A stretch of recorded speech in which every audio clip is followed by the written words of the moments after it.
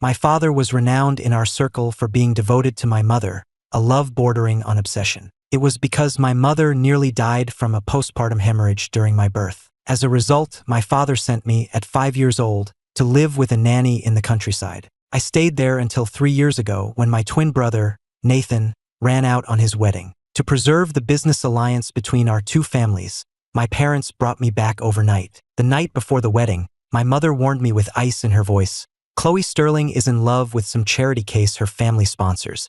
Your life with her won't be easy, but all you have to do is keep your head down and survive for 3 years under your brother's name. Married life was even harder than I had imagined. Chloe's study was filled with photos of Julian Vance, and every week, she would fly to Paris to see him in secret. As for me, her husband, I wasn't even allowed in the master bedroom. I slept in the guest room at the far end of the hall. I was careful and discreet, doing my best to play the part of Nathan Miller. To ensure the family partnership remained intact, I treated Chloe with an almost insane devotion for those 3 years. When she worked late, I'd leave the entryway light on all night for her. Because of her sensitive stomach, I woke up at 5 every morning to make her a special porridge. She liked quiet, so I became the quietest presence in the house. Gradually, rumors began to circulate in our social circle that Nathan Miller was desperately in love with Chloe Sterling, and the way Chloe looked at me seemed to change subtly. The photos of Julian Vance disappeared from her study, and the weekly trips to Paris stopped. She started remembering my birthday,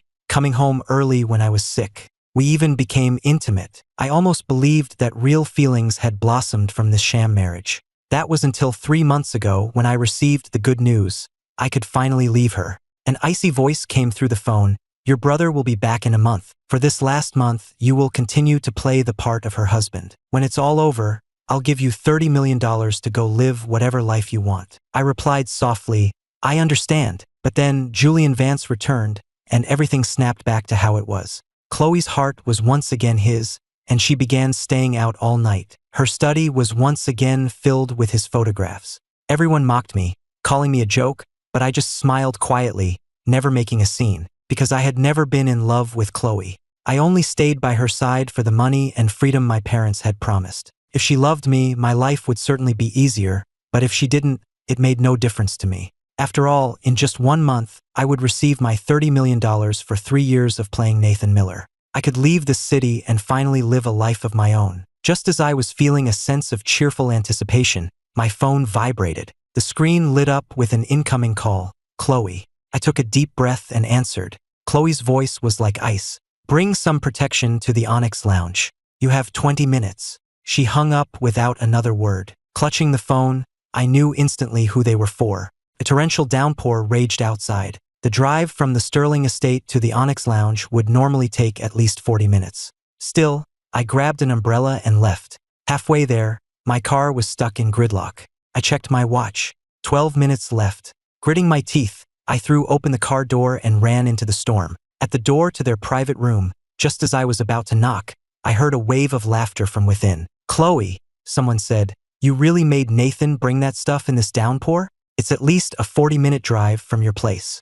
Chloe's voice was nonchalant. He'll find a way. That's true. Everyone knows how madly in love he is with you. For 3 years, he's been by your side without a single complaint, even knowing your heart was with someone else. Someone else chimed in, but Chloe, a handsome guy that devoted to you, you haven't felt a single thing for him in 3 years?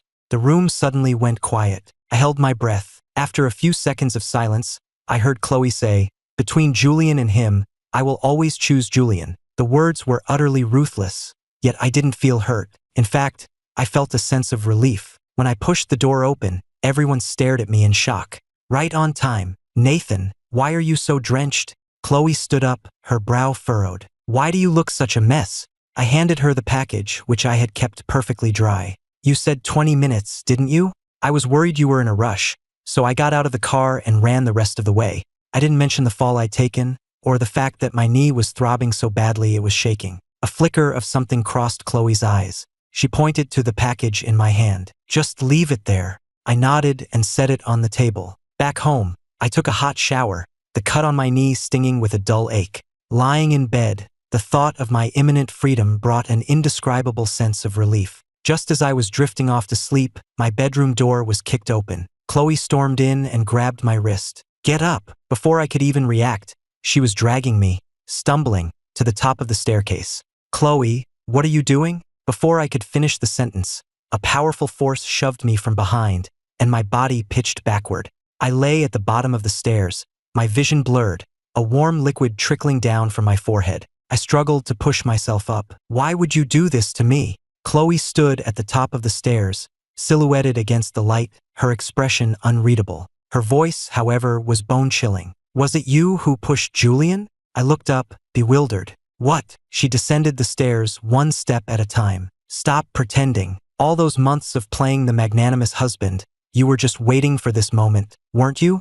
Do you have any idea what you've done? You pushed Julian from a window ledge. He has multiple fractures.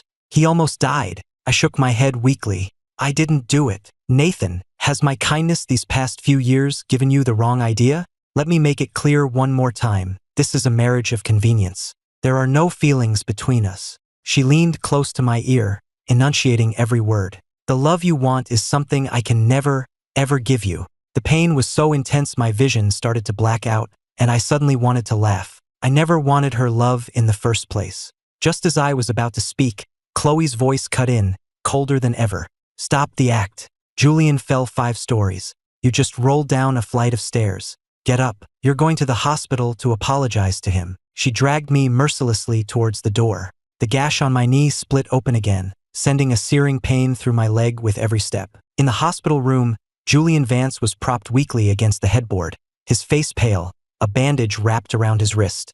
The moment he saw me, he flinched like a startled deer, his voice trembling. Chloe, I don't want to see him. Chloe immediately rushed to his side, taking his hand gently. Don't be afraid. I'm here. No one is going to hurt you. Then, she turned to me, her gaze frigid. What are you standing there for?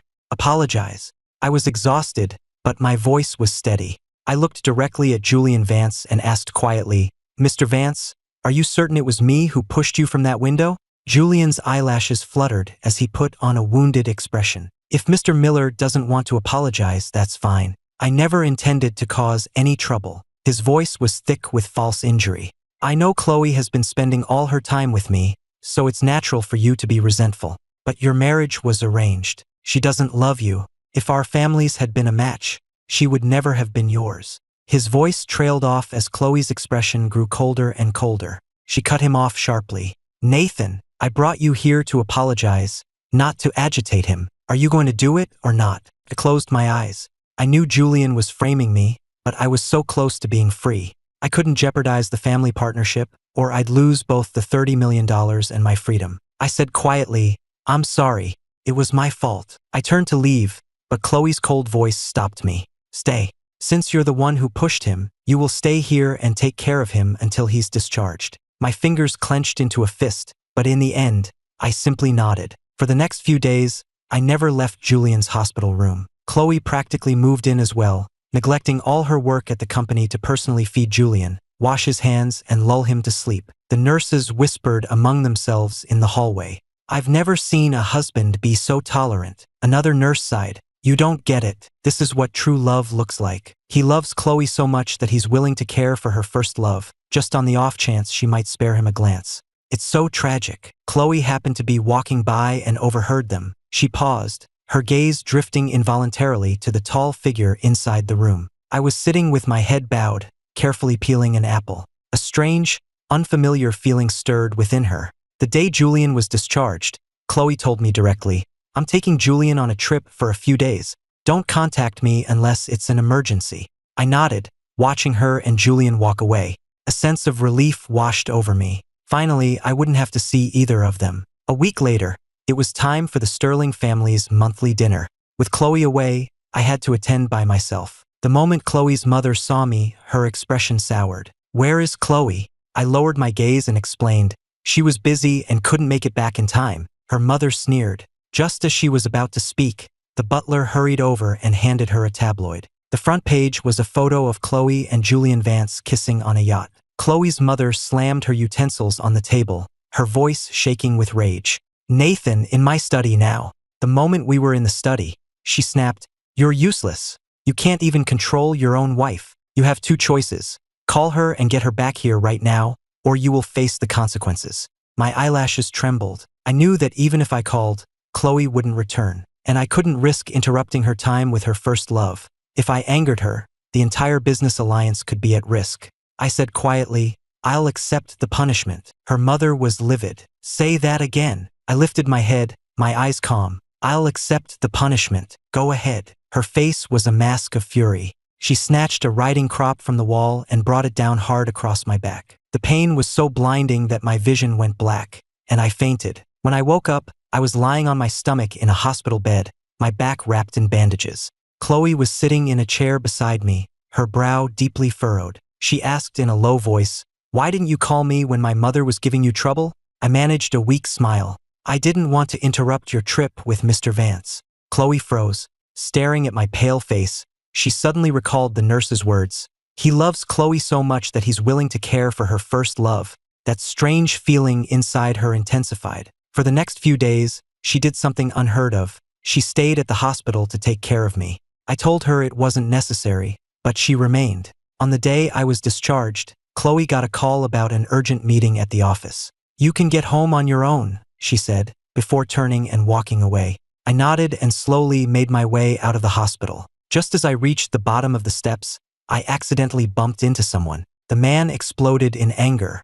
"Are you blind? Do you have any idea how much this suit costs? Dressed like that, there's no way you could afford to replace it." I was about to apologize when a sharp voice cut through the air from behind me. "Get out of his way." Chloe had gotten out of her car. She threw a thick wad of cash at the man's face. "Is that enough?" The man looked ready to argue, but one look at Chloe's expensive clothes and commanding presence sent him scurrying away. Chloe shot me a cold look. Just then, a trembling voice called out, "Chloe!" I looked up to see Julian Vance standing nearby. His eyes were red as he stared at us in disbelief. "Didn't you say you had a meeting?" The color drained from Chloe's face. Julian's voice was full of hurt. "You don't have to love me, Chloe, but why did you have to lie? I shouldn't have come back. I'm interrupting." With that, he turned and ran. Chloe immediately ran after him. I stood where I was, watching her go, feeling nothing but a calm emptiness. But a second later, there was a tremendous crash. A large pane of glass from high up on the shopping center's facade shattered,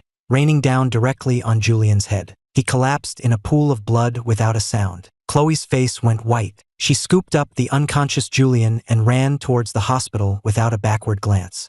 I remained standing there, my fists clenching, but finally, I followed them. Under the stark, white lights of the hospital corridor, the in-surgery light remained lit. Chloe stood outside the door, her usually composed face showing a rare flicker of anxiety. I sat quietly on a nearby bench, saying nothing. The operating room door swung open and a doctor rushed out. "The patient is hemorrhaging and he's O-negative. The blood bank is running critically low." Chloe's brow tightened. Before she could speak, I was already on my feet. "I'm O-negative. I can give him blood." Chloe whipped her head around to look at me, her eyes wide with shock. I met her gaze calmly. "Saving his life is what's important right now." I followed the nurse to the donation room. As the 400 cubic centimeters bag slowly filled, my face grew paler, but my expression remained calm. Chloe stood nearby, watching the needle in my arm, and that strange, unidentifiable feeling grew stronger within her. She was probably wondering just how much I must love her to do this.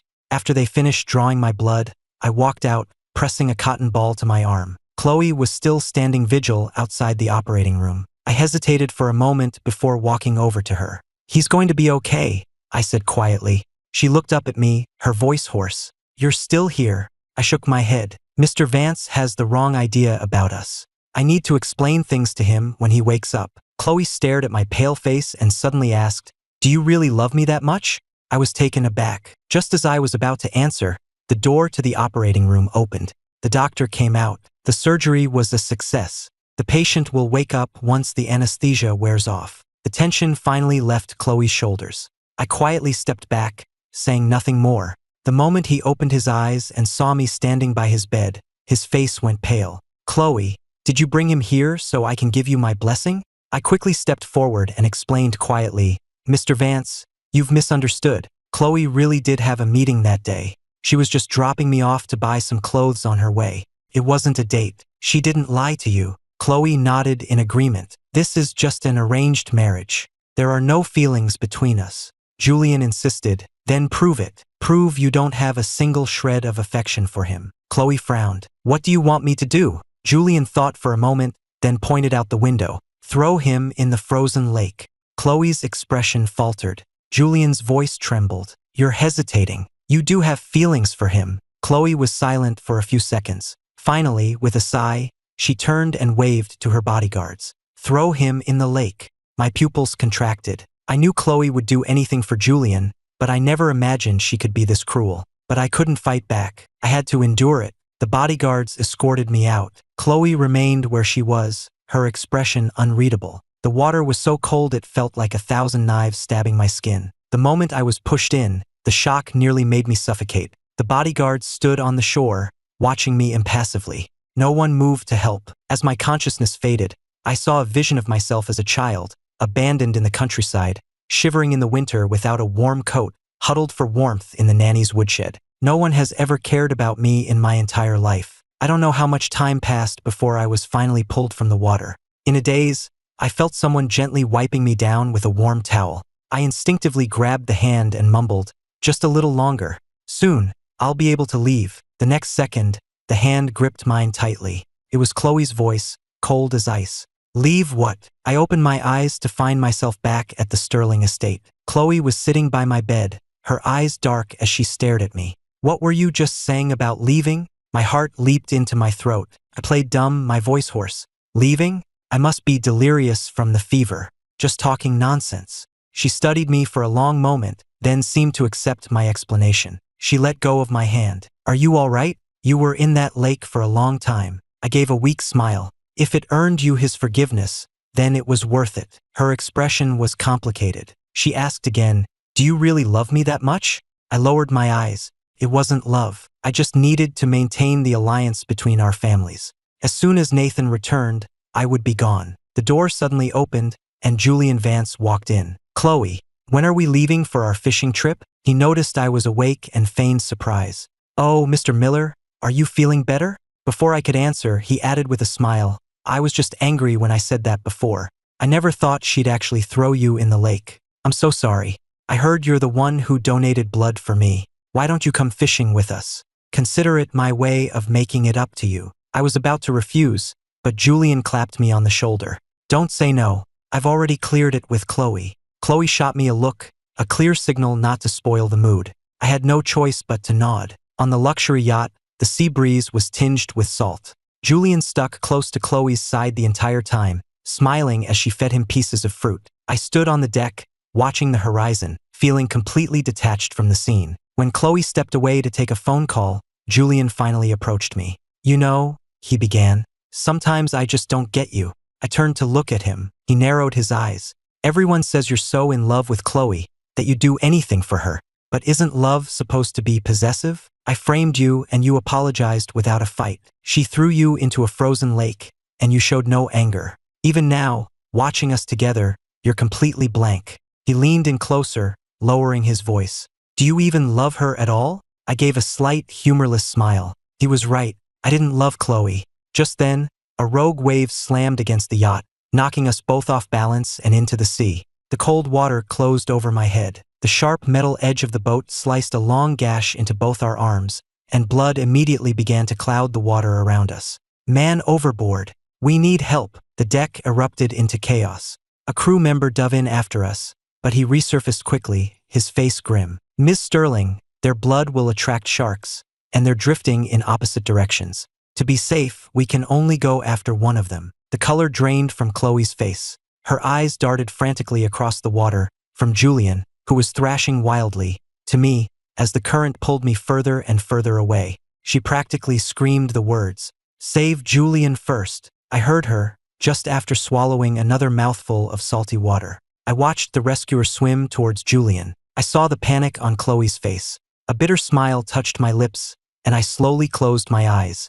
I should have known. In her heart, I would always be the one she was willing to sacrifice. Water filled my lungs, and my consciousness began to fade. In the haze, I saw a dark shape approaching rapidly. A shark. A sharp, tearing pain shot through my leg. My last memory was of the clear blue water turning crimson. When I woke up again, I was staring at the sterile white ceiling of a hospital room. The nurse let out a sigh of relief. you're finally awake. You were seriously injured. We need to contact your family. Look at Mr. Vance in the next room. He fell in the water too, but his injuries are much less severe, and Miss Sterling hasn't left his side. Where are your relatives? It's been 2 days and no one has come. I managed a weak, humorless smile and said nothing. Just then, the door to my room was thrown open. Chloe stood in the doorway, her face a thunderous mask, her eyes stabbing into me like daggers. The nurse froze, clearly confused as to why Chloe was here, but seeing the look on her face, she quickly excused herself. Her voice was glacial. Did you push Julian into the water? I stared at her, stunned. I couldn't understand why Julian would lie again. A profound weariness washed over me. I didn't. Still lying? Julian told me himself. I thought you were supposed to be so tolerant. Why the sudden change? She let out a cold laugh as if she'd figured it out. Or was all that patience just an act? A way to get my attention. The pain made my face go white, but I just looked at her calmly, too tired to even bother explaining. My calm gaze seemed to infuriate her. She violently shoved my chart onto the bedside table. Fine. If you won't admit what you did, then you can suffer the consequences.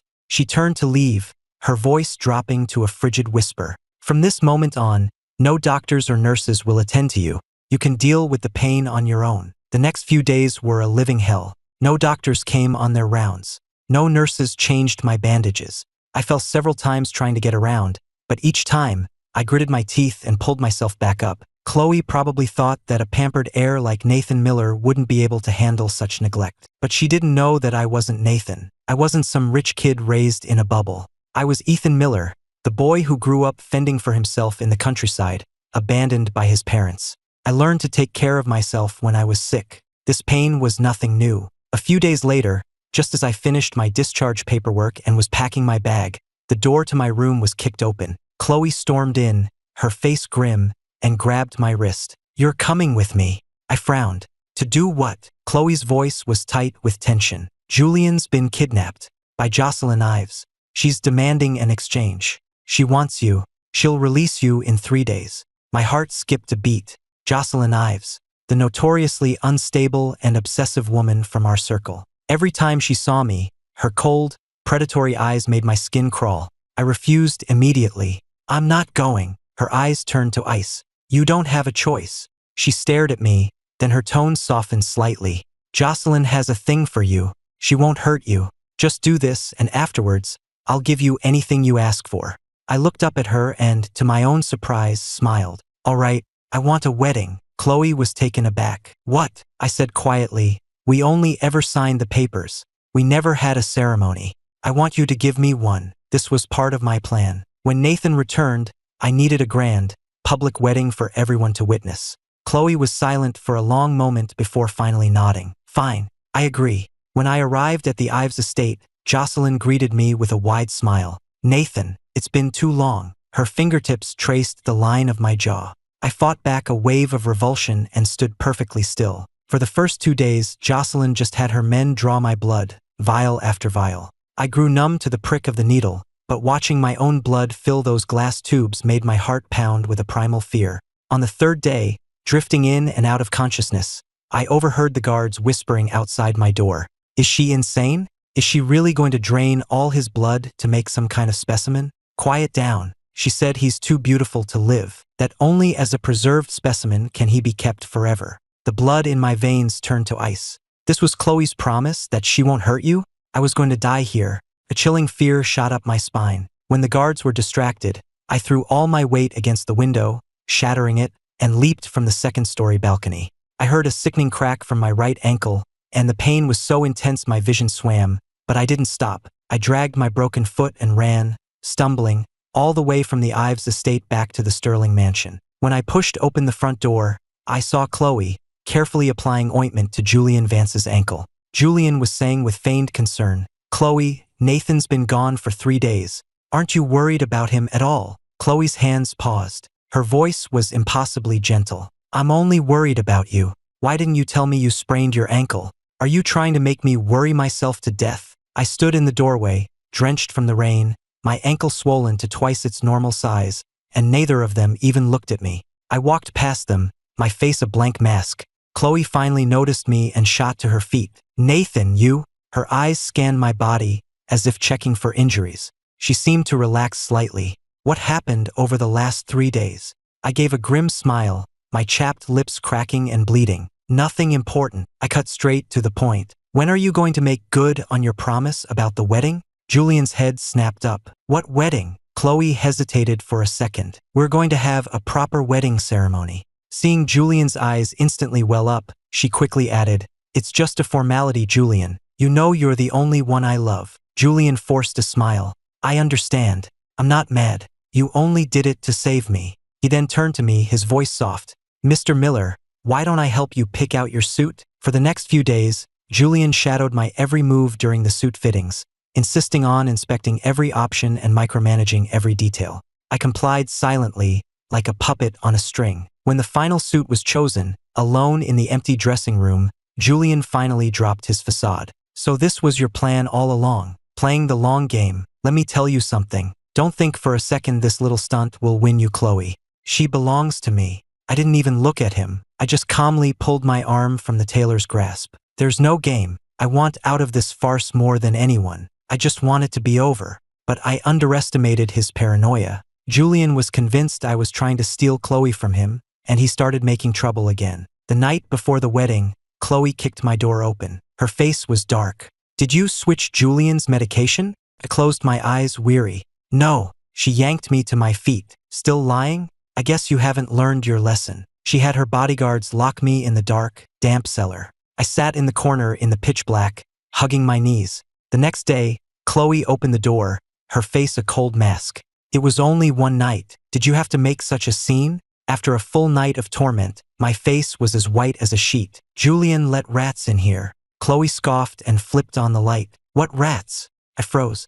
The cellar was spotless. Not a single trace. Julian had already covered his tracks. I opened my mouth to speak, but closed it again. There was nothing to say. Chloe's voice was frigid. The wedding is in 3 days. I'll be spending that time with Julian. I'll see you at the ceremony. She shot me a warning glance. Don't cause any more trouble, or the wedding is off. With that, she turned and left the cellar.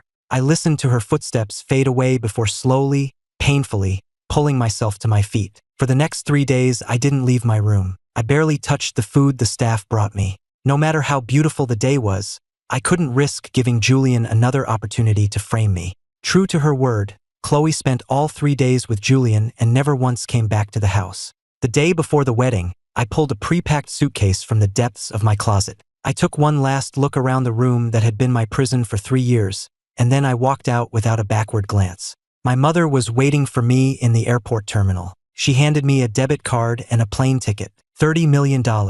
Not a penny less. From this day forward, you are no longer a part of the Miller family. I took the card, my fingertips trembling slightly. I looked up at my mother, but she wouldn't even meet my eyes. I said quietly, "Thank you." Her tone was frigid. You played your part well for 3 years. You didn't jeopardize the partnership. She paused. Go live the life you want. I nodded and turned towards the security checkpoint. At the corner, I glanced back one last time. She was already gone, her retreating back so final it was as if I had never been her son at all. But I wasn't sad. I clutched the plane ticket, my eyes burning. This time, finally, I could live for myself. I walked toward my gate without looking back, my posture resolute. Meanwhile, back at the Sterling estate, a man who looked almost identical to me, Nathan, was putting on his tuxedo, calmly awaiting the next day's wedding. The man in the mirror was handsome and poised, almost unchanged from the man who had fled his wedding 3 years prior, except now his eyes held a colder, more arrogant glint. He adjusted his tie, a faint, knowing smile playing on his lips. Outside, Julian Vance watched Nathan's back through a crack in the door, his eyes narrowed, just as he'd suspected. I wasn't magnanimous at all, just playing a long, manipulative game to win Chloe's heart. So calculating. What infuriated him even more was that Chloe had actually agreed to the ceremony. Even if it was just for show, it was enough to drive him insane with jealousy. Julian whispered to himself, a vicious light in his eyes. Nathan Miller, you think this is some kind of victory? Dream on. He turned and walked away, his expensive shoes silent on the thick carpet. A few moments later, Chloe entered. She was wearing a stunning white gown, but her beautiful face was etched with impatience. She glanced at Nathan. I will go through with this wedding today, she said coolly, but I expect you to stop harassing Julian from now on. Nathan looked up, his eyes meeting hers, his expression so calm it was almost cold. He didn't answer, just gave a slight nod. Chloe frowned. The man in front of her seemed different somehow, but she couldn't quite put her finger on it. Just as she was about to press the issue, her phone rang. It was her assistant, her voice frantic. "Ms. Sterling, it's an emergency. Mr. Vance is gone." The color drained from Chloe's face. Without a second thought, she turned and ran out of the room. At that same moment, I was in the airport lounge, checking my passport. My phone buzzed. It was a taunting iMessage from Julian Vance. "Even on your wedding day, Chloe will still choose me over you. So tell me, who's more important?" I read the message without expression, then ejected my SIM card and dropped it into a nearby trash can, as if discarding the last 3 years of submission and pretense. Back at the wedding venue, chaos reigned. Guests whispered amongst themselves. The officiant stood awkwardly at the altar, unsure how to announce that the ceremony was postponed. In the groom's suite, Nathan waited. Chloe never returned. He stood up, ready to go find out what was happening, when the door was thrown open. Chloe stood in the doorway, panting, her face a mask of fury. Her voice was hoarse with suppressed rage. "Nathan, something's happened to Julian. The wedding is off." Nathan watched her silently for a moment, then laughed. "Chloe, are you really going to call off our wedding for an outsider?" Chloe froze, then her voice turned to ice. "He is not an outsider, and if you hadn't been tormenting him, he wouldn't have run off in the first place." Nathan shook his head, his eyes full of something that looked like pity. "You poor, naive woman." His words enraged her. She was about to retort when her phone rang again. She looked at the caller ID, and all the color drained from her face. Chloe stood in the doorway, looking at Nathan with a sarcastic smile, her voice like ice. "I just told you to leave Julian alone, and you immediately have him kidnapped? Do you just live to torment him? And now you've staged this whole drama." Nathan looked up, a flicker of confusion in his eyes. Before he could argue, Chloe's bodyguards surged forward and roughly threw him to the floor. His knees slammed into the marble floor, and the sharp, agonizing pain made his face go white. "Chloe, how dare you do this to me?" Nathan stared at her, his eyes wide with disbelief. Chloe looked down at him, her expression utterly cold. She waved a hand at her bodyguards. "Get him in the car." The bodyguards efficiently hauled Nathan to his feet, ignoring his struggles, and shoved him into the black sedan waiting outside. The moment the door closed, a cloth soaked in chloroform was pressed over his nose and mouth. Nathan's eyes widened in panic. He struggled for a few moments, and then lost consciousness. An unknown amount of time later, Nathan was jolted awake by a sharp pain. He found himself stuffed inside a rough burlap sack, his body curled into a ball, unable to move. A moment later, the sack was lifted and then thrown to the ground like a bag of trash. A sharp, cracking pain shot through his wrist. He cried out, but the sound was muffled by the duct tape over his mouth. He heard Chloe's voice from outside the sack, cold and distant. "I'm here for the exchange. Release Julian." A man's raspy voice laughed. "So the rumors are true. You really do love Mr. Vance. Since you don't care about this one, why don't you stab him? Let's see how ruthless you rich folks really are." Chloe was silent for a few seconds. "Isn't the money enough?" she asked coolly. The kidnapper scoffed. "Oh, we're not doing this for the money, Ms. Sterling." Just then, footsteps emerged from the shadows, accompanied by a slow, mocking clap. Jocelyn Ives strolled into the light, a playful smile on her face. "Chloe, it's been a while." Chloe's eyes went cold. "Jocelyn, I should have known it was you." Jocelyn shrugged, her tone breezy. "Your dear husband ruined my perfect little plan before. All I'm asking now is for you to stab him. That's not too much to ask, is it?" Chloe frowned. "What plan?" Jocelyn gave her a strange smile. "You don't know? I was going to." A shrill ringtone cut Jocelyn off. She glanced at the screen and answered on speakerphone. "Jocelyn, when are you getting here? We're all waiting for you." "I know." Jocelyn took a step back, shaking her head with mock regret. "You heard her, Miss Sterling. My friends are waiting, so you need to make a decision. Either you stab Nathan," she paused, her smile turning predatory, "or none of you are leaving here today." The air in the room grew thick. Chloe's gaze fell on the squirming burlap sack, a complex emotion flickering in her eyes. After a moment, she took the knife from Jocelyn's hand. She walked over to the sack and pressed the tip of the blade against the rough fabric. Nathan must have sensed the danger, because he began to struggle violently, his muffled cries trapped behind the tape. Chloe's hand trembled, but her expression quickly hardened into a cold mask. Without hesitation, She plunged the knife into the sack. Blood instantly bloomed on the burlap. Inside, Nathan's body went rigid and then fell slack. Jocelyn burst out laughing. "I knew you had it in you, Chloe." Her tone shifted, her eyes turning cold. "But you took too long. So now there's interest. You can either stab Julian once, or you can stab Nathan 3 more times." Chloe's face darkened. "Jocelyn, don't push it." Jocelyn was unfazed, leaning casually against the wall. "Make your choice, Chloe. My patience is wearing thin." Chloe's fists were clenched so tight her knuckles were white. Finally, she took a deep breath and drove the bloody knife into the sack again. Once, twice, 3 times. Chloe closed her eyes, her voice a hoarse whisper. "Nathan, I'm sorry." Much later, Nathan regained consciousness. A deep chill settled in his bones. He struggled to open his eyes, his vision blurry. The air in the sack was hot and foul, the metallic tang of blood so strong he nearly choked. Gritting his teeth, he used every last ounce of strength to fight his way out of the sack. The warehouse was empty. He was alone. Chloe was gone. Julian was gone. They had left him there. With a trembling hand, Nathan reached for his pocket, wanting to call his parents to come and get him. Chloe was a psychopath. So was Julian. He couldn't begin to imagine what his brother must have gone through all these years. But the moment he pulled out his phone, a figure lunged from the shadows and punched him squarely in the face. The phone flew from his hand and shattered against the wall. The blow snapped Nathan's head to the side, and blood trickled from the corner of his mouth. He slowly looked up to see Julian Vance standing over him, a triumphant smirk on his face. Julian looked down at him, his voice dripping with sarcasm. "Who were you going to call? Going to play the victim for someone else?" Nathan didn't say a word. He just slowly pushed himself up, leaning against the wall, panting. His silence only made Julian more arrogant. "What? Cat got your tongue. You see? I told you.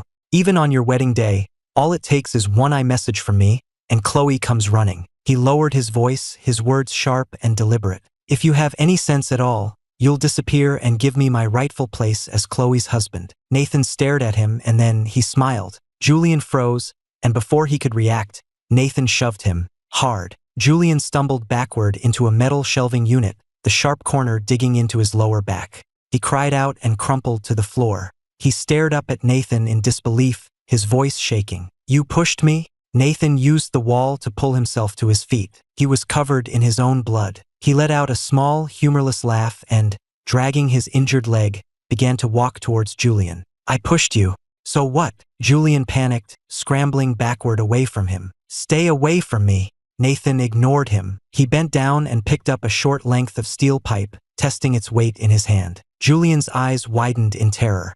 This was not the same Nathan Miller he had been tormenting for years. "Help!" he shrieked, trying to crawl away, but Nathan grabbed his ankle and dragged him back. "Weren't you so arrogant a minute ago?" Nathan loomed over him, tapping the steel pipe against his cheek. "Are you scared now?" Julian was trembling, tears and snot streaming down his face, but he still tried to sound brave. "If you touch me, Chloe will never forgive you." Nathan sneered and brought the pipe down hard on Julian's leg. Julian's scream echoed through the empty warehouse. Nathan ignored it, bringing the pipe down again and again, his movements efficient and ruthless. The years he'd spent abroad had hardened him. He was no longer a man to be trifled with. He beat Julian until he was barely conscious, too weak to even beg for mercy, just a whimpering ball on the floor. Nathan stood over him, panting, and wiped the blood from his face. He raised the pipe for a final blow, but the warehouse doors were suddenly kicked open, flooding the space with blinding light. Chloe stood in the doorway, her face a thunderous mask as she stared at the scene before her. The moment he saw Chloe, a flicker of hope ignited in Julian's eyes. He dragged his battered body towards her, his voice a broken, trembling mess. "Chloe, he's trying to kill me. Nathan's gone insane. He can't stand to see me happy." Chloe caught him as he stumbled, her eyes, cold and furious, fixed on Nathan. Her voice was low and dangerous. "What is the meaning of this?" Nathan wiped the blood from his mouth and sneered, tossing the steel pipe aside. The clang of metal on concrete echoed in the empty warehouse. His voice was hoarse, but steady. "Chloe, I want you to think very carefully about who was in the wrong here today." He paused, his eyes as sharp as daggers. "And don't forget what you owe me for what happened here." Chloe's brow furrowed, her voice cold. "Weren't you in on this with Jocelyn?"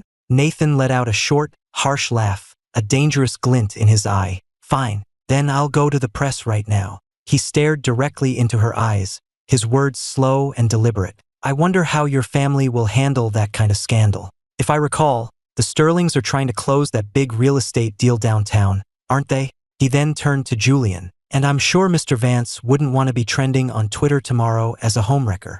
Julian's face went pale, his lips trembling. Chloe, it's all my fault.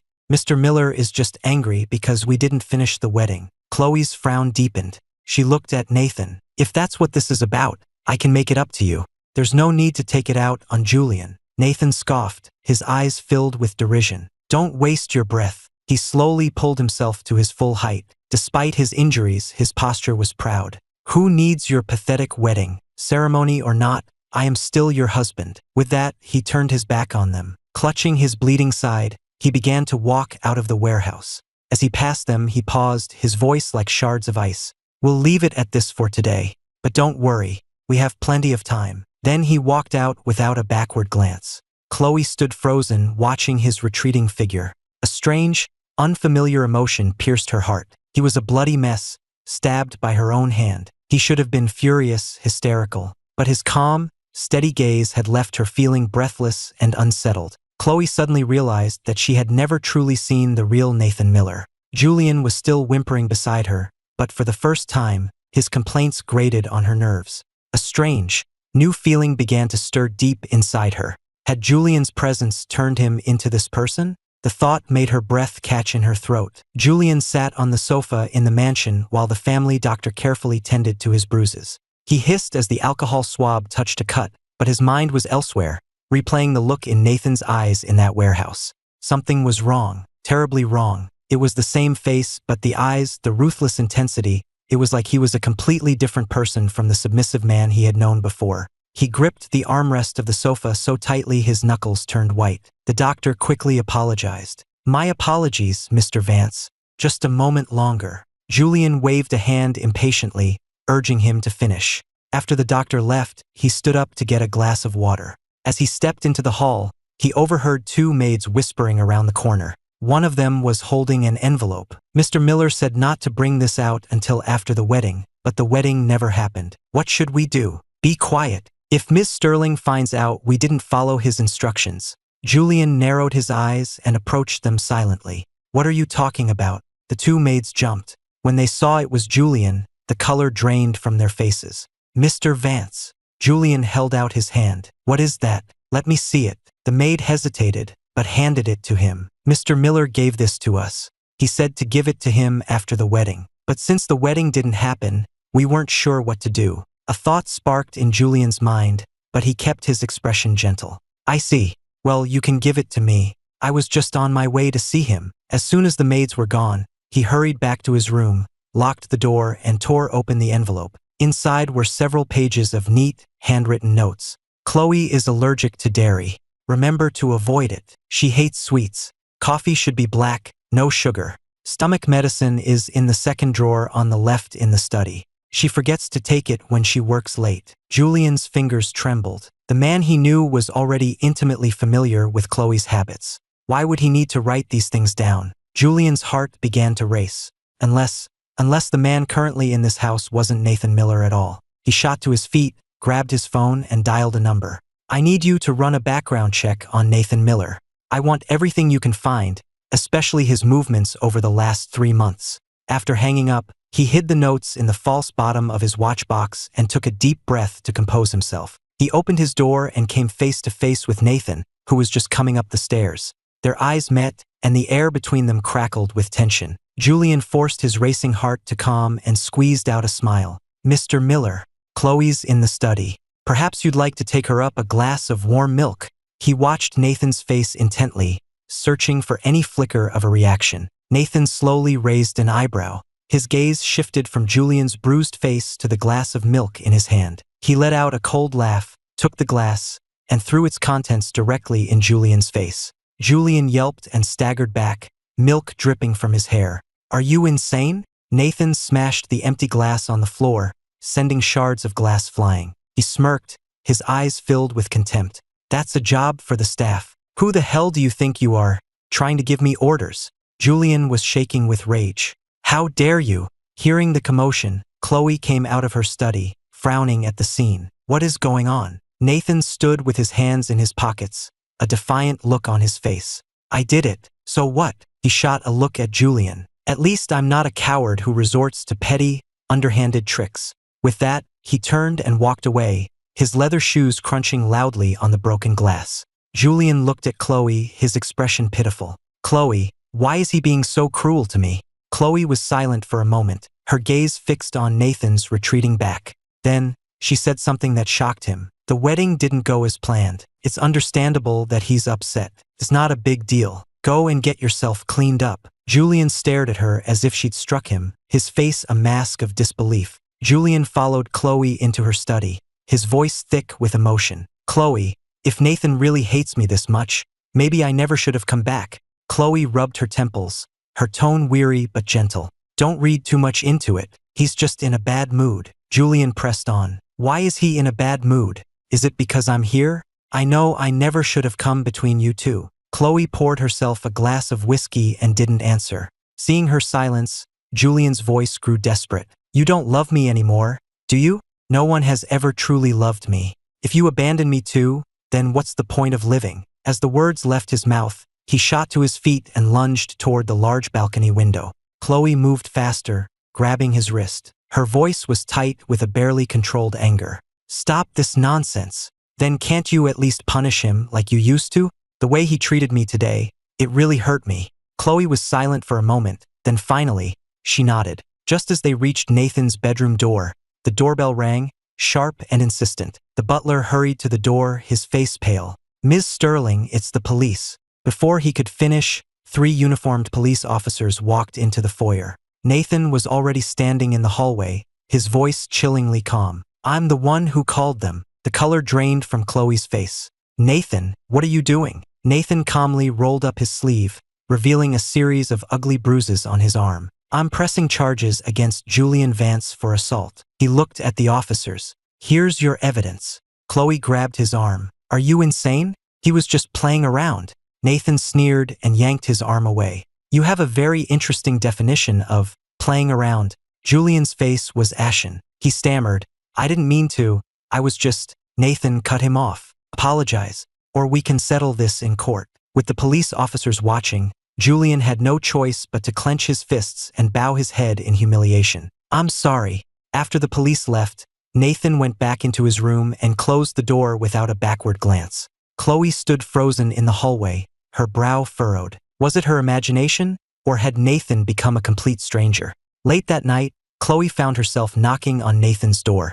Nathan leaned against the doorframe, a glass of red wine in his hand. Yes? He asked languidly. Her eyes lingered on him for a moment. She softened her voice. What's been going on with you lately? Julian is just a guest. You're my husband. What more do you want? Nathan cut her off, a sarcastic smile playing on his lips. He took a sip of his wine. Chloe, you're married to me, but you let him live here.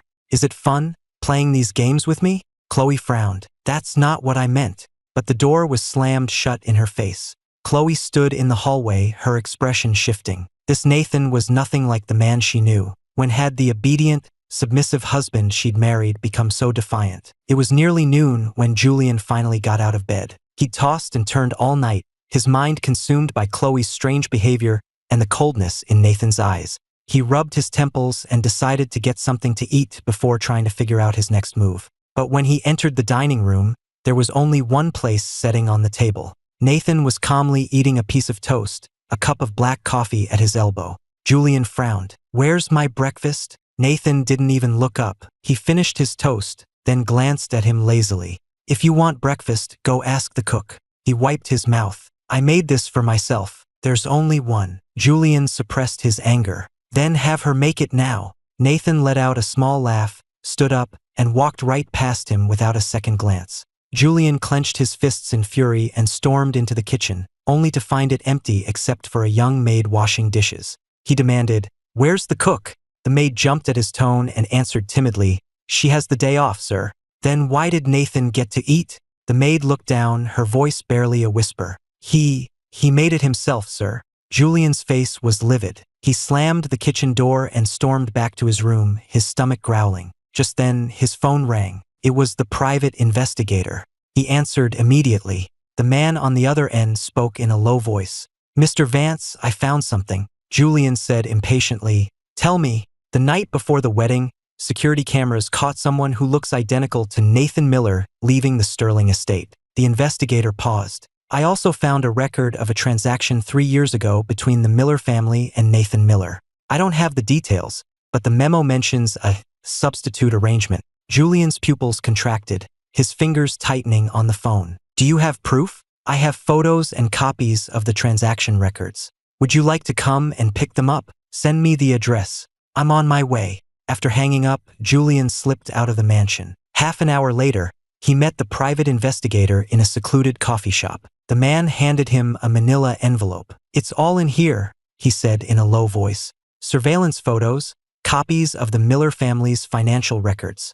Julian eagerly tore it open. After flipping through a few pages, a cold smile spread across his face. Just as he'd thought, the man in the house was an imposter. He paid the man the rest of his fee, stuffed the file into his bag, and headed back to the mansion. His mood significantly improved. Now, he would see just how long the imposter could keep up his arrogant act. But just as he reached the front door of the mansion, he ran into Nathan, who was on his way out. Their eyes met. This time, Julian didn't bother to hide his contempt. He lifted his chin, his voice dripping with condescension. Nathan Miller.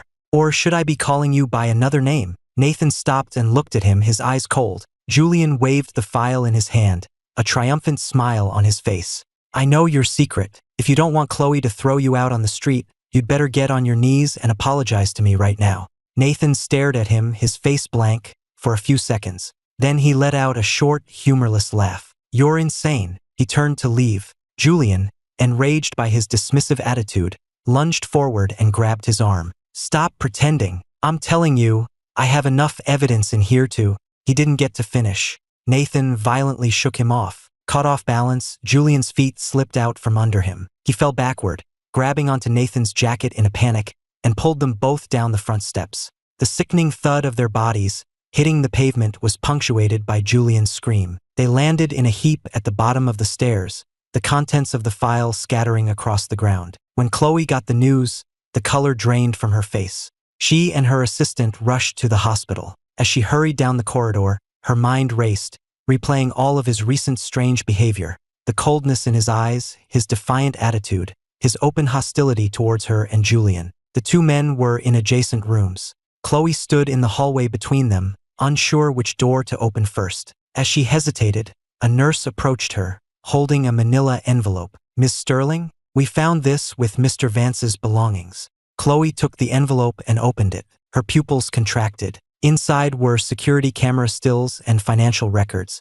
They clearly showed a man who looked identical to Nathan leaving her estate the night before the wedding. And, even more shocking, a 3-year-old financial transaction between the Miller family and Nathan, with the memo line, substitute compensation. This has to be fake, she whispered, her voice hoarse. Her hand tightened, crumpling the papers in her fist. All the pieces suddenly clicked into place. He wasn't Nathan. She looked up, her eyes blazing with fury, and turned to confront the man in the hospital room. But as she took her first step, she saw Julian Vance standing at the end of the hall, his face pale as he stared at the papers in her hand. He hurried over to her, his voice trembling with manufactured shock. Chloe, I knew there was something wrong with him. He's not Nathan Miller. He's an imposter. Chloe watched him, her eyes cold, not missing the flicker of panic in his. She pushed down her own confusion and asked, her voice low, why were you looking into this? Julian froze, then managed a weak smile. I was just worried about you.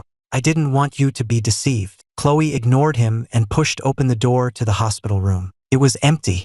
A nurse told her that the Miller family had checked him out a short time ago. Chloe's expression darkened. She turned to her assistant. Verify these documents and have the car brought around. I'm going to the Miller estate. Julian quickly stepped in front of her, his voice urgent. Chloe, he ran away. That proves he's guilty. He was probably after the Sterling family fortune. Why are you still chasing him? Chloe looked at him, her expression unreadable. I just want to know where the real Nathan Miller is. Julian stiffened, the smile on his face faltering. Chloe, have you fallen in love with him? Chloe didn't answer. She just gave him a long, searching look and then walked away. Julian stood frozen, a knot of regret and anxiety tightening in his stomach. He had thought that exposing the truth would bring Chloe back to him, but he had never imagined it would turn out like this. Looking at Julian, the suspicion in Chloe's heart grew. His behavior was strange. She thought for a moment, then sent a text to her assistant. I want you to investigate Julian Vance as well. Find out why he was digging into this. In the car, Chloe frowned. Something felt off. The car was too quiet. She tried to place the feeling, and then it hit her. The familiar scent of jasmine was gone. She asked the driver, her voice sharp, why was the air freshener in the car changed? The driver glanced at her in the rearview mirror. Ms. Sterling, the old one was a custom blend that Mr. Miller made himself. He said it was calming. He just hasn't given me a new one recently. Chloe froze. A series of images flashed through her mind. Coming home late from work to find the entryway light on and a glass of warm honey water waiting for her. The special porridge he made when her stomach was upset, with just a hint of yam to make it soothing but not too sweet. The small jasmine sachet he would slip into her purse on rainy days, saying it would ward off the damp chill. All those small, gentle gestures she had barely even noticed at the time now felt like 1,000 tiny needles piercing her heart. The atmosphere in the Miller family's mansion was thick with tension. Nathan pointed to his own bruises, his voice seething with anger. That idiot. He lived like a dog under my name. He's completely useless. It's an insult to me. His mother hugged him, her voice full of pity. Don't be angry, dear. We'll make them pay. Nathan scoffed. Avenge me? Our family is a shadow of what it once was. And after paying him $30 million, how are we supposed to fight the Sterlings? Hearing this, his parents' faces went pale. Nathan was right. The Miller family had been in decline for years. They were just good at keeping up appearances. They were in no position to challenge the Sterlings. Just then, the butler announced that Chloe Sterling and Julian Vance had arrived. The Millers exchanged a look and stormed into the foyer, their eyes immediately landing on Julian. Mrs. Miller's voice was shrill as she pointed a finger at him. It was this bastard who hurt my son, and you have the audacity to bring him here? Do you think the Miller family is a joke? She started to lunge at him. Chloe held up a hand to stop her, her voice cold. I'm here to ask you some questions. Mr. Miller scoffed, but knowing the power the Sterlings wielded, he stepped aside. Come in. The atmosphere in the study was tense. Chloe got straight to the point. Where is the real Nathan Miller? The Millers' faces paled. They exchanged a look. Then Mr. Miller said, trying to sound calm, Chloe, what are you talking about? Our son, Nathan, is the one who has been living with you. Chloe let out a cold laugh and threw the file from her jacket onto the desk. Really? Did you think you could hide the substitute marriage from 3 years ago forever? Mrs. Miller's hands began to tremble. She opened her mouth to argue, but the study door was suddenly pushed open. A low voice spoke from the doorway. I am Nathan Miller. What about it? Chloe turned to see Nathan standing in the doorway, holding up a driver's license. The name on it clearly read, Nathan Miller. Chloe stared at the ID, her brow furrowed. The photo was a perfect match, but her gut told her something was still wrong. If you doubt my identity, feel free to run a check, he said coolly, then turned to leave. Chloe grabbed his wrist, her voice sharp. Who are you? It doesn't matter. There was never any room for Nathan Miller in your heart anyway. The words were like a knife to her chest. Her grip loosened, and Nathan walked away without a backward glance.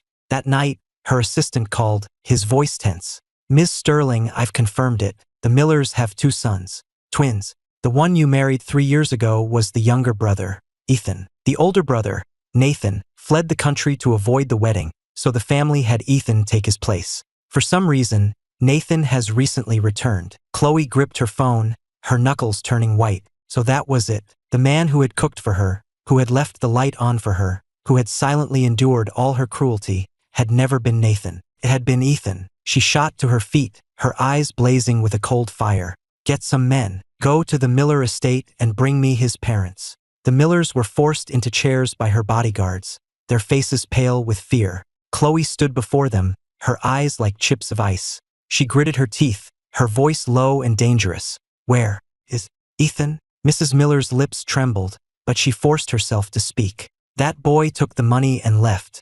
$30 million. He was always a difficult child. Now he thinks he's too good for his own parents.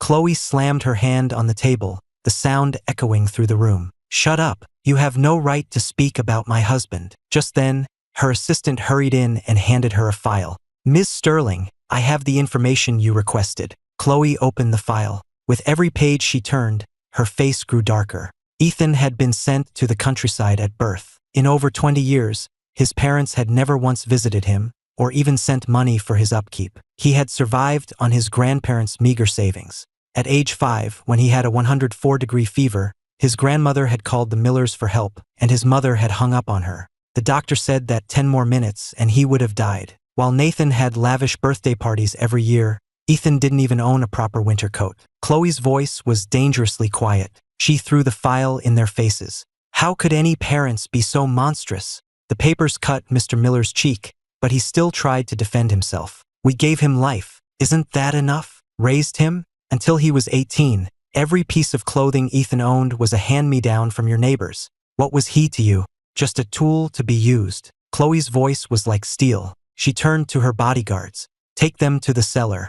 Take good care of them. Let them out when they're ready to tell me the truth. Mrs. Miller shrieked. Chloe, you wouldn't dare. We're his parents. Chloe let out a cold, humorless laugh. Now you remember you're his parents? As the bodyguards were dragging them away, the door burst open. Nathan stormed in, his face white with rage. Chloe, are you insane? Let my parents go. Chloe looked at him, her eyes cold. So you're finally done pretending. Nathan froze, then began to scream hysterically. So what if I am? That worthless piece of trash never should have married you. He's just some hick from the countryside. What right did he have? The sharp crack of a slap echoed through the room. Nathan stumbled backward, clutching his cheek in disbelief. Chloe's eyes were dark with contempt. That was for your brother. Your whole family is disgusting. Nathan suddenly began to laugh, a wild, unhinged sound. Chloe, don't you dare pretend you care about him now. How did you treat him for the last 3 years? You made him sleep in the guest room. You brought another man into his home. You threw him into a frozen lake for Julian Vance. He narrowed his eyes, his voice dripping with venom. Stop pretending. You think you love my brother? You didn't even notice he was gone. You don't know the first thing about him. Chloe's breath caught in her throat, his words hitting her like a physical blow. Her voice was a raw whisper. Where is he? Nathan wiped the blood from his mouth and smiled. You'll never find him. She turned away from him, her voice weary and cold. Get out. I never want to see you again. Her phone buzzed. It was a text from an unknown number. Ms. Sterling, I have a lead. A man matching his description bought a plane ticket to Charleston 2 weeks ago. Chloe's pupils contracted. Book me on the next flight out. Miles away, I stood on a beach in Charleston, the salty air kissing my face, lifting strands of my hair. The setting sun painted the ocean in shades of orange and red. Waves rolled onto the shore and then retreated. I took a deep breath and closed my eyes, savoring a peace I hadn't felt in years. A gentle voice came from behind me. Ethan. I turned to see a petite woman standing nearby, holding a bag of fresh seafood. I'm Sarah Jennings, she said. I live next door. I heard you just moved in, so I brought you some seafood. A welcome to the neighborhood gift. I was a little surprised, but I smiled politely. Thank you, but you don't have to do that. She held out the bag, her tone easy and natural. Don't be silly. Charleston has the best seafood. You're new here, you should try some of the local flavor. Her friendliness was so genuine and unassuming that it was impossible to refuse. I hesitated for a moment, then took the bag. Well, thank you. Sarah smiled, her eyes glancing at the boxes behind me. Need a hand with any of that? No, I'm almost finished, but thank you. All right, well, let me know if you need anything. She nodded and walked away. I watched her walk away, a little lost in thought. She was the first person to speak to me since I'd arrived in Charleston. Over the next few weeks, I settled into life in the small coastal town. I opened a small coffee shop by the beach. I made coffee, I read books. My days were quiet and full. Sometimes I would sit outside the shop and just stare out at the ocean, letting my thoughts drift. Sarah would stop by for coffee sometimes. She never tried to force a conversation, just a simple hello, and then she would pay and leave. Until one evening, when a sudden thunderstorm rolled in. I was getting ready to close up shop when the first fat drops of rain began to fall. I stood under the awning, watching the downpour intensify, a small frown on my face. A familiar voice came from behind me. Forgot your umbrella? I turned to see Sarah standing in the rain, holding a large, clear umbrella. I'll walk you home, she said. I started to refuse, but the rain was coming down in sheets. I finally just nodded. Thank you. When we got to my door, I hesitated for a moment, then asked, Would you like to come in for some tea? Sarah looked at me for a moment, then nodded. Okay. After that night, something shifted between us. Sarah started stopping by the coffee shop to help out sometimes, and I would bring her dinner when I knew she was working late. She never asked about my past, and I never offered to tell her. Until one day, I was sorting coffee beans and cut my finger on the edge of a bag. The moment I saw the bead of blood well up on my skin, I froze. I was suddenly back at that frozen lake, seeing the cold, empty look in Chloe's eyes. My hand began to tremble. Sarah's voice cut through the memory. What's wrong? I snapped back to the present and shook my head. Nothing. I just cut myself. She frowned, took my hand, and examined the cut. That looks deep. You need to clean it. Her touch was warm and gentle, but firm. I stared at her, a strange warmth spreading through my chest, my eyes beginning to burn. A bittersweet feeling I couldn't name washed over me. It had been so long since anyone had shown me such simple kindness. As night fell, a bonfire was lit on the beach. A crowd gathered, singing and dancing, their laughter mingling with the sound of the waves. I sat on the sand a little ways away, just watching. Sarah came and sat beside me, handing me a cup of hot chocolate. Not joining in? I took the cup and smiled. I'm more of a spectator. She didn't say anything, just sat with me in comfortable silence. After a while, she said, Ethan. I turned to look at her. She met my gaze, her expression serious. You deserve to be happy. Don't let your past hold you back. I was stunned. The sea breeze stirred her hair, and the firelight danced on her face, her expression both gentle and resolute. I looked down at the sand and nodded. Maybe I thought I could really start to move on. Chloe stood on a street corner in Charleston, the salty ocean air whipping around her. She stared out at the unfamiliar, bustling city, her eyes cold and weary. It had been a month. She had searched every corner of Charleston, but there was still no sign of me. The lead had been a dead end. He'd bought a ticket here, but in a city the size he could be anywhere. Days of fruitless searching had left her exhausted, her eyes bloodshot. She checked her watch. 9 p.m. The streets were starting to empty. She walked aimlessly, her eyes scanning every person she passed, terrified she might miss him. Suddenly, she stopped. A little way ahead, a man was standing under a streetlight. His tall frame, the way he stood, it was unmistakably him. Her heart seized in her chest, her blood roaring in her ears.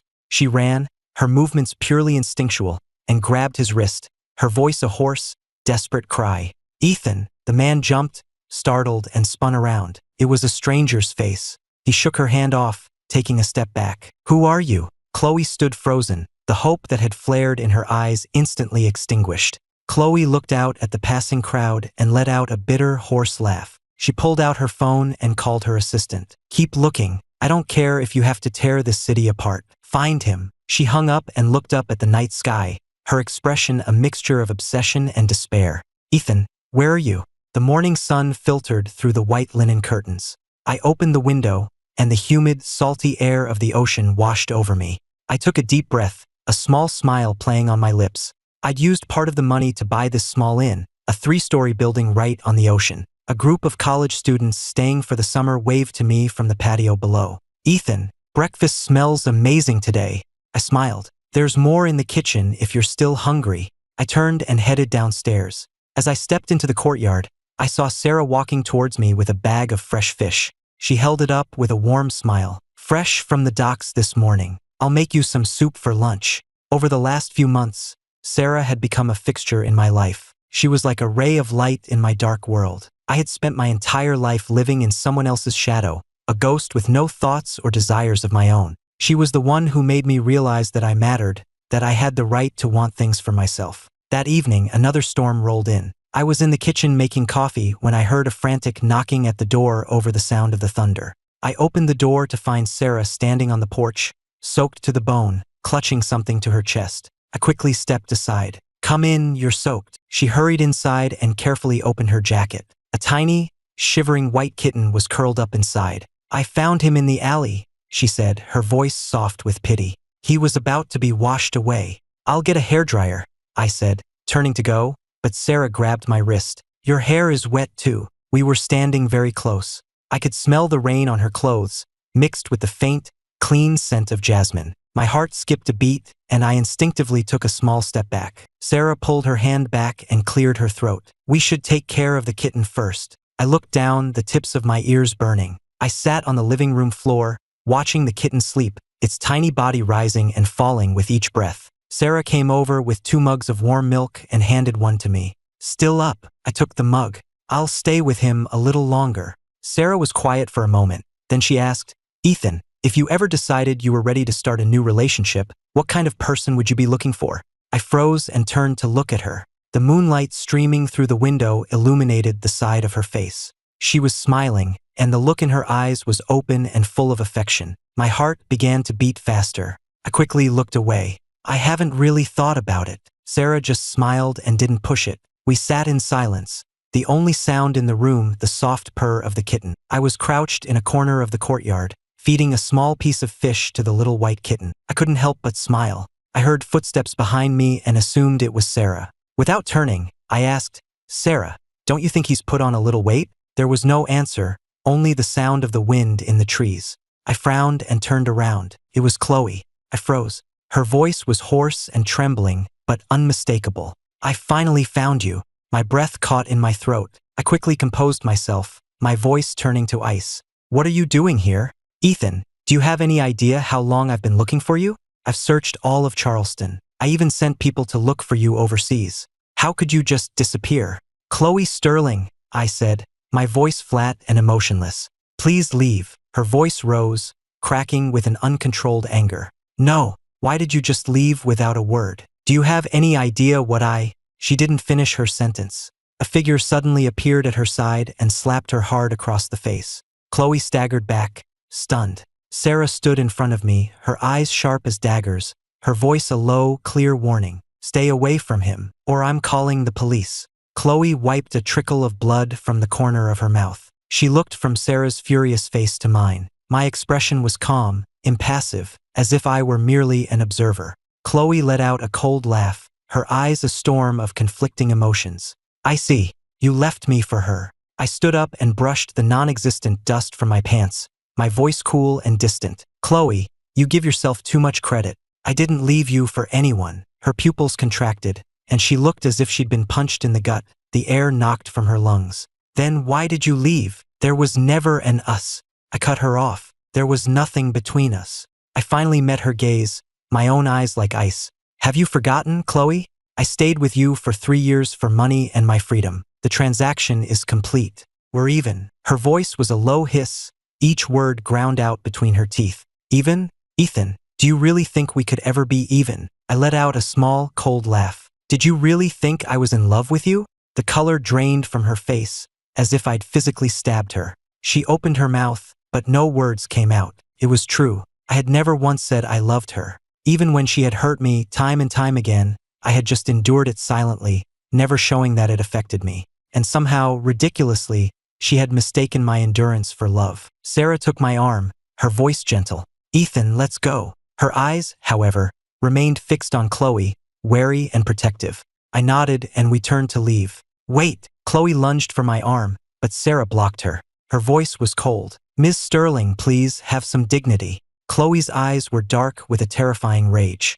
Who the hell do you think you are? This has nothing to do with you. I finally turned back to face her, my voice laced with sarcasm. Chloe, have you forgotten? Your dear Julian is waiting for you back home. She practically screamed the words.